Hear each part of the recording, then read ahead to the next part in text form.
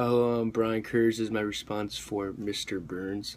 So first, I want to talk about what was memorable or significant to me. I want to talk about like kind of how it was a personal connection for me because in the first act, when they're around the bonfire, reliving segments of The Simpsons, it was kind of a personal connection for me because I grew up watching The Simpsons, so it was kind of cool to read a play that actually was modern. It was a lot different than reading Intimate Apparel because I can actually connect personally to Mr. Burns. So then three themes about this playwright. So first theme I think was how older generations can pass on lessons and information than newer generations.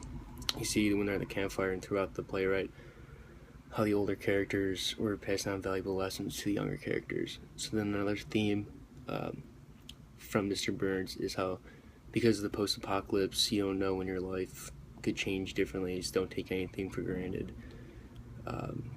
You can see the characters, they were very limited even though they had each other and they made the best out of it by reenacting plays when you can see in Act 3 when they're in the warehouse. So I think that's one theme, just not taking anything for granted. And the last theme is kind of had to do with another post-apocalypse is how they had to create society again. So it's kind of preservation. They had to preserve the moral values that past generations before the apocalypse happened. So it's more about maintaining values, which leads to the first theme I talked about is how the newer generation can learn those values from that older generation. So then how Act 3 was different from the first two acts. First, Act 3 was a play within a play, and the type of theater that it was a Greek tragedy, which three characteristics for that could be tragic hero, catastrophe, and fate.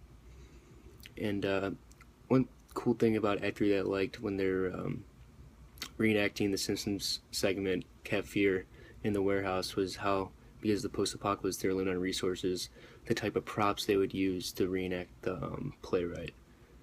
So, like for example, when they had to use candles to simulate a flickering TV, or how they were using swords to simulate fights. So I think it was just really cool how they had to be creative to create the performance. And then lastly, pop culture that has something to do with post-apocalypse. I would talk about the movie I Am Legend, which was made in 2007, I think. Which starred Will Smith. So, but the one difference between I Am Legend and Mr. Burns was Mr. Burns had multiple characters in the post-apocalypse, where Will Smith was acting by himself along with his dog, which the main plot was a zombie apocalypse. So you'll see now in today's society, a lot of people love post-apocalypse